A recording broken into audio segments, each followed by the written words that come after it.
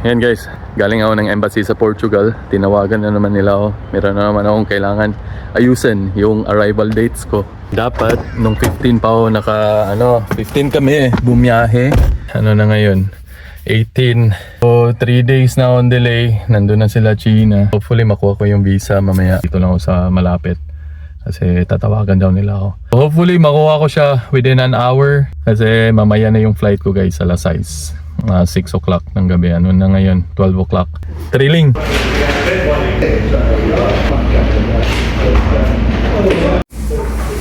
So while waiting sa visa, bumili na ako ng lunch ko guys kasi 12:30. Mahilig ako nito guys, kebab. So yung pinili ko is lamb, onion para sa salad, tabuli. Sa sauce naman is sweet chili and hummus. So kain muna tayo. Malapit lang ako sa embassy. Isisi talaga ako na hindi ako kumuha ng Australian passport. Hindi ako nag-apply ng citizenship. Nung nag-apply si China, gusto ko manatili ng Philippine passport. Yun nga, yung advantage ng Australian passport is hindi na kailangan ng mga visa kung mag-travel. Almost every country hindi na kailangan ng visa. Kahit sa Pilipinas, hassle na. Daming hihingin. Every time babalik kami dito sa Australia, daming hihingin. Yung residency ko, nung last time nga, 2023, hiningan ako ng old passport. Akala namin ni China, lang yun sa TV, di ba? Palagi yung nababalita na may sa immigration. Sino magdadala ng old passport? Siya, ang laki guys. $17 lang to siya eh. Pwedeng 3 tao kumain nito. Ang bigat. Yan yung laman, lamb. Nakabook na ako ng Uber. Okay, bye-bye. Mag-good girl ka. Good girl mo na. Mag-take care ikaw sa balay, ha? Ito yung mahirap pag may aso. Masakit sa dibdib. Nag-book na ako ng Uber. Ito yung gamit ko. In 2 minutes, nandito na siya. And yun, excited na ako. 27 hours na biyahe. More or less, mga 30 hours, no? Kasali na yung layover. Ito na yung Uber ko. Ayan. Okay. Sakay muna. Guys, nandito na ako sa airport. Tagal ko nang hindi nakabalik dito sa Canberra Airport. Check-in muna ako. Dali lang yung check-in.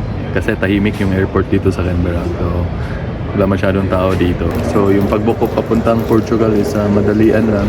Sali na siya sa Canberra para makasave ako ng oras papuntang Sydney kasi 3 hours din yan. And 1 hour na flight papuntang Melbourne. And guys, so konti lang yung tao dito sa airport eh.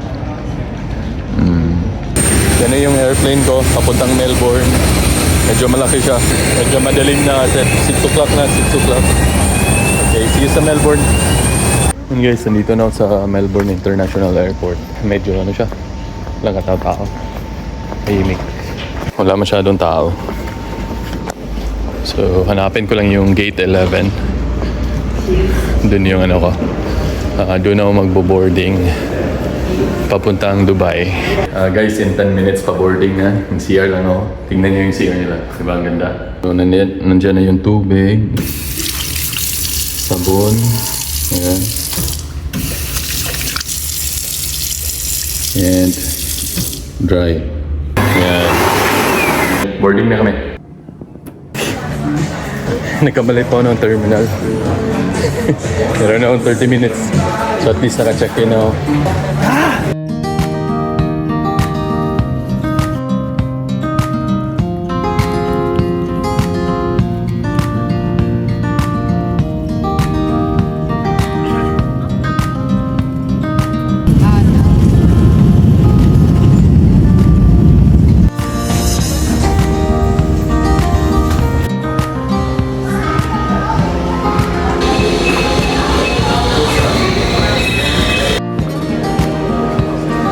So guys, kakalan ko lang dito sa Dubai and meron lang akong 1 hour another flight to Lisbon and it's a 9-hour flight papuntang Portugal, Lisbon. So we'll see.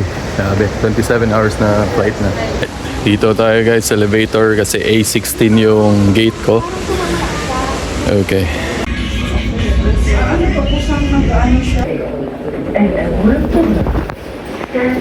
Grabe, wala pa masyadong tulog. And another flight to Lisbon for 9 hours na. Malapit na tayo. Kailangan lang natin sumakay ng train guys papunta dun sa gate number ko. Laki ng airport ng Dubai. First time ko dito. Hindi pa to yung train namin. Diba?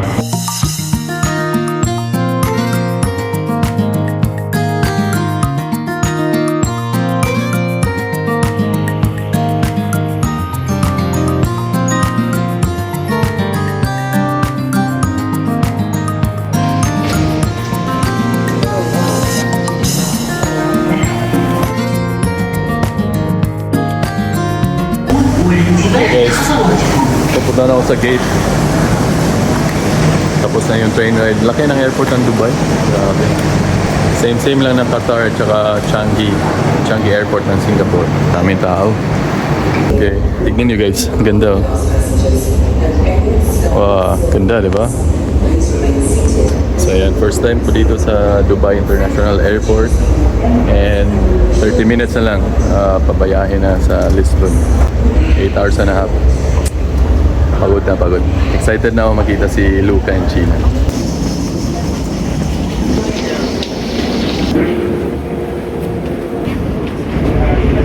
Thank you.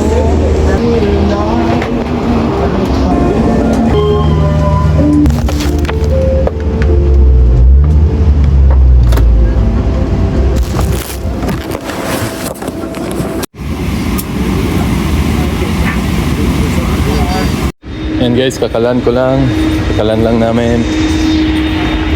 Yun, Portugal. Hello Portugal. Grabe, natagalan ako dun sa immigration. So, inaantay na ako nila ni China kasi mag-lunch daw kami. Kunin ko na yung bagahe ko. Dito yung mga bagahe namin guys. Kasi ang tagal namin sa immigration. So, ito isa. Ang dami pang bagahe dito. Busy kasi dun sa immigration. Yeah.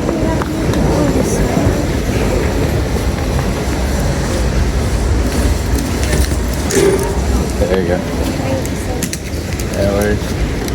Okay, tapos na tayo guys.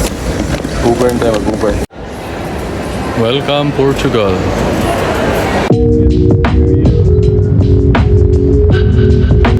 Finally guys, nandito na.